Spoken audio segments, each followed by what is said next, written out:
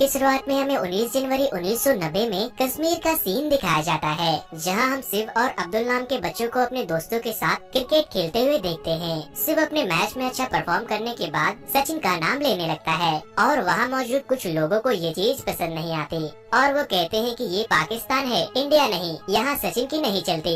और वो लोग ये बोलकर शिव को मारने लगते हैं, जिसके बाद उसका लंगोटिया यार अब्दुल उसे बचाकर वहाँ से लेकर किसी तरह से भाग जाता है। इसीलिए कहते हैं कि दोस्ती में कोई मजहब नहीं होती। गाइस कहते हैं कि 1990 कश्मीर का वो वक्त था जब कश्मीरी पंडितों को वहाँ से रहने का हक छीना जा रहा था और इस पूरे आतंक को लीड करता था फारूक अहमद दर, जिसे लोग बीटा कराटे के नाम से भी जानते थे। और वो सभी को इकट्ठा करके अपना बोल वचन दे रहा था कि अगर ये वतन हमारा है तो इस पर हुकूमत भी हमारी होगी। दूसरी तरफ हम एक लेडी को देखते हैं जो कि अपनी बीमार बच्ची को डॉक्टर के पास लेकर जा रही थी। तभी वहाँ मौजूद पुलिस उससे कहते हैं कि आगे मत बढ़ो, वहाँ खतरा है। कि तभी सामने से एक टेररिस्ट उस पुलिस वाले को शूट करके मार देता है और उस लेडी से कहता है कि मैं तुम्हारी बेटी की शादी अपने छोटे भाई से कराऊंगी, जिस वजह से वो लेडी उसके मुंह के ऊपर थूक देती है और वो आदमी गुस्से में आकर उसे शूट कर देता है, जिस वजह से उसकी बेटी काफी डर जाती है और जोर जोर से रोने लगती है।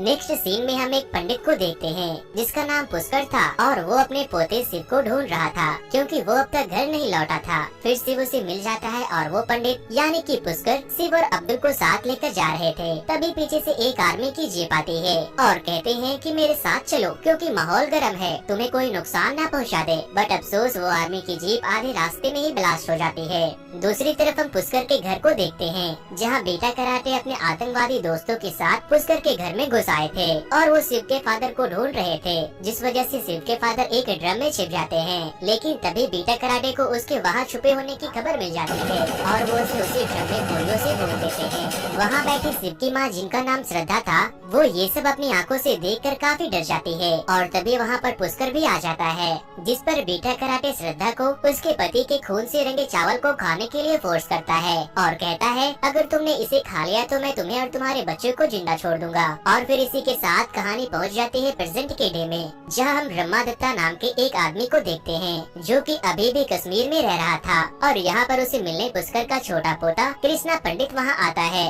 जो कि अब दिल्ली में रह रहा था। लेकिन वो अपने साथ अपने दादाजी यानी कि पुष्कर की अस्थियों को लेकर आया था क्योंकि अब उनकी डेथ हो चुकी थी। कृष्णा के वहाँ आने पर कुछ और लोग भी वहाँ आ जाते हैं जो कि पुष्कर के भी कभी दोस्त हुआ करते थे और उनके दोस्तों में थे महेश जो कि एक डॉक्टर, हरी जो अपने वक्त में डीजीपी थे और एक दोस्त जो कि एक जर्नलिस्ट था। लेकिन कृष्णा को अपने मॉम डैड की डेथ के बारे में कुछ भी पता नहीं था कि आखिर उनकी डेथ कैसे हुई थी और कब हुई। उस बेचारे को ऐसा लगता था कि उसके मॉम डैड की डेथ एक एक्सीडेंट में हो गई। और फिर इसी के साथ सीन शिफ्ट होती है दिल्ली के जेएनयू यूनिवर्सिटी में, जहाँ कृष्णा ऑडिटोरियम में बैठा प्रोफेसर राधिका के लेक्चर सुन रहा होता है। राधिका यहाँ पर बैठी बहुत सारे स्टूडेंट को भड़का रही थी कि उन्हें कश्मीर को आजादी दिलानी है और कश्मीर को इंडियन गवर्नमेंट से खतरा है। और ये उसी टाइम की बात है जब आर्टिकल 317 को कश्मीर से हटाया गया था। लेकिन बहुत सारे लोग इसके अगेंस्ट थे, including professor Radhika. Professor Radhika को भी ऐसा लगता है कि कश्मीर को इंडिया का पार्ट नहीं होना चाहिए था और वो ये भी बताती है कि 1990 में कोई भी जेनोसाइड नहीं हुआ था और न ही किसी पंडित को मारा गया था। और उसकी बातें सुनते सुनते कृष्णा को भी ये सब सच लगने लगता है, जिसके बाद कृष्णा अपने कॉलेज के प्रेसिडेंट इलेक्शन में खड़ा होता है और इसी चीज का फायदा उठाते हुए राधिका कृष्णा को मैनिपुलेट करके अपने साइड करते जा रही थी। और फिर सीन एक बार फिर से पास्ट की तरफ चेंज होती है और हमें 1918 का सीन दिखाया जाता है, जहाँ पुष्कर ब्रह्मा दत्ता से मिलने जाता है क्योंकि वो एक आईएएस ऑफिसर था। वो उससे बोलता है कि कश्मीरी पंडितों को प्रोटेक्शन की काफी जरूरत है और खास करके मेरे बेटे को, क्योंकि उसके बेटे को बीटा कराटे ने इंडियन पुलिस के मुखबिर करार दिया है, यानी कि हिंदुस्तानी जासूस। ये सब सुनने के बाद ब्रह्मा दत्ता कहता है कि ठीक है मैं कुछ करता हूँ। फिर ब्रह्मा दत्ता और पुष्कर रास्ते में जा रहे थे तो पुष्कर उतरकर सब्जी लेने लग जाता है तो वो सब्जी वाला पुष्कर को पैसे रिटर्न करते वक्त उसे पाकिस्तानी करेंसी दे देता है, जिस पर पुष्कर को ये बात अच्छी नहीं लगती। तो वो सब्जी वाला कहता है कि जिस कंट्री में रहोगे उसी की करेंसी मिलेगी ना। ये सब देखकर ब्रह्मा को काफी गुस्सा आता है और वो उसे जेल में बंद करवा देता है, जिसके बाद ब्रह्मा वहाँ के सीएम से पंडितों की सेफ्टी के बारे में बात करने जाता है,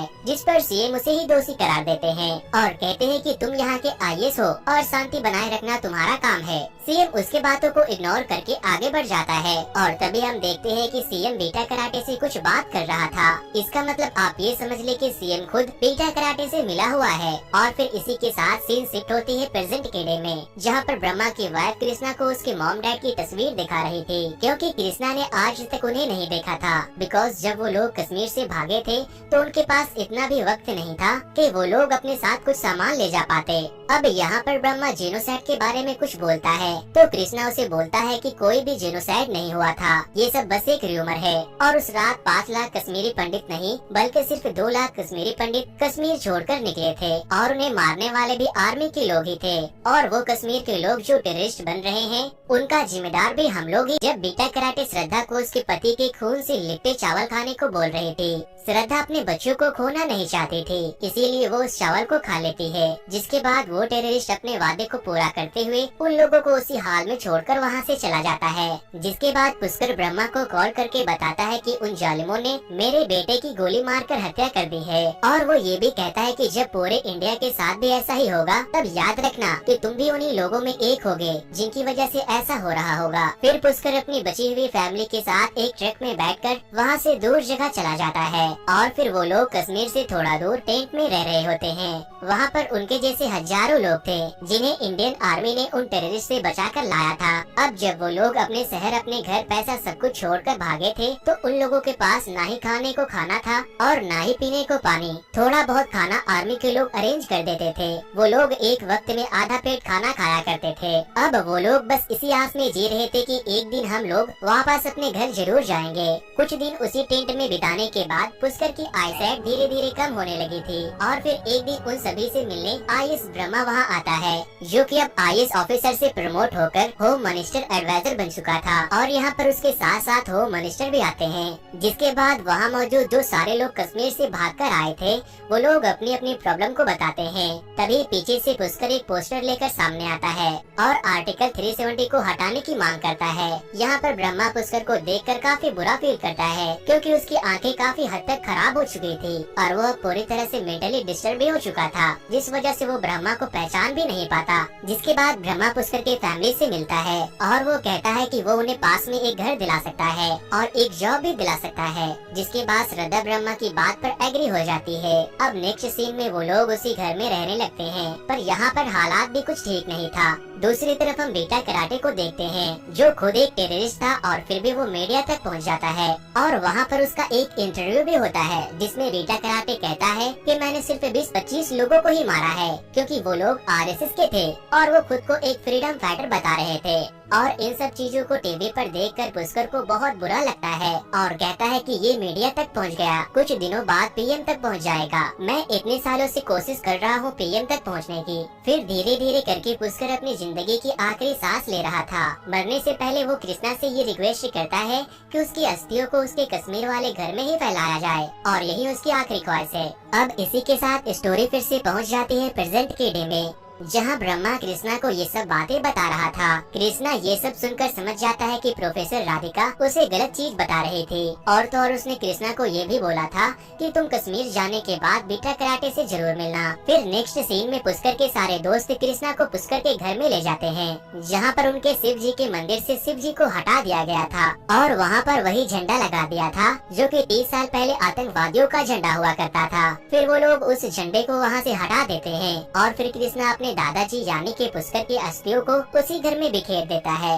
और अब फाइनली इसी तरह पुष्कर की अंतिम इच्छा पूरी हो जाती है और उसके सोल को शांति मिल जाती है कि वो अपने घर कश्मीर वापस आ चुका है। वहाँ के सारे काम को निपटाकर कृष्णा एक आदमी के साथ बीटा कराटे से मिलने जाता है और वो आदमी कोई और नहीं बल्कि उसके भाई शिव का बचपन का दोस्त अब्दुल था। फिर रास्ते में कृष्णा अब्दुल से सारी बात पूछता है कि आखिर उस वक्त हुआ क्या था। अब्दुल अपने जुबानी सारी बात उसे बताने लगता है और कृष्णा उसकी सारी बात अपने फोन में रिकॉर्ड करता है। अब्दुल उसे बताता है कि मैं और मेरा परिवार कभी भी कश्मीरी पंडितों के एजेंट्स में नहीं थे, बल्कि सिर्फ तो मेरा बहुत ही अच्छा दोस्त था। और जब तुम्हारा परिवार उस घर को छोड़कर भाग रहा था तो मेरे अब्बू ने उन लोगों की काफी ज्यादा मदद की थी। अब यहाँ पर हम देखते हैं कि कृष्णा बीटा कराटे के पास पहुँच चुका है और बीटा कराटे भी कृष्णा को यही बोलता है कि उसने किसी को भी नहीं मारा था और कश्मीरी पंडित खुद ही ये जगह छोड़कर जा रहे थे और उन्हें मारने वाले आर्मी के लोग थे। और बीटा यहाँ पर अपना कंपैरिजन भगत सिंह और महात्मा गांधी जैसे फ्रीडम फाइटर से करता है। ये सब सुनने के बाद कृष्णा को लगता है कि बीटा बिल्कुल सही कह रहा है और इसी बात पर वो जाके ब्रह्मा से झगड़ा भी कर लेता है और उसे खूब खरी खोटी सुनाता है। अब जब पानी सर से ऊपर चली जाती है तो ब्रह्मा गुस्से में आकर कृष्णा के सामने 3 फाइल रख देता है। जब कृष्णा उस फाइल को पढ़ता है तो उसके तो होश उड़ जाते हैं, क्योंकि उसमें उसके भाई शिव और उसकी माँ का भी फोटो था और उसे बीटा कराटे ने ही मार दिया था। ये सब जानने के बाद कृष्णा वापस से अपने कॉलेज में जाता है, जहाँ वो प्रोफेसर यानी कि राधिका एक सॉन्ग गा रही थी जो सभी स्टूडेंट को कश्मीर को लेकर मिसगाइड कर रही थी। फिर राधिका कृष्णा को स्पीच देने को बोलती है, क्योंकि वो उस कॉलेज का प्रेसिडेंट बनने वाला था। और अब वो वक्त आ जाता है जब कॉलेज के सारे लोगों को सच मालूम चलने वाला था। कृष्णा मैक लेकर कहता है कि बहुत साल पहले एक ऋषि मुनि कश्मीर गए थे जिनका नाम था ऋषि कश्यप और उन्होंने वहाँ पर काफी वक्त तक श्रद्धा की और ज्ञान हासिल किया और उन्हीं के नाम पर इस स्टेट का नाम कश्मीर पड़ा।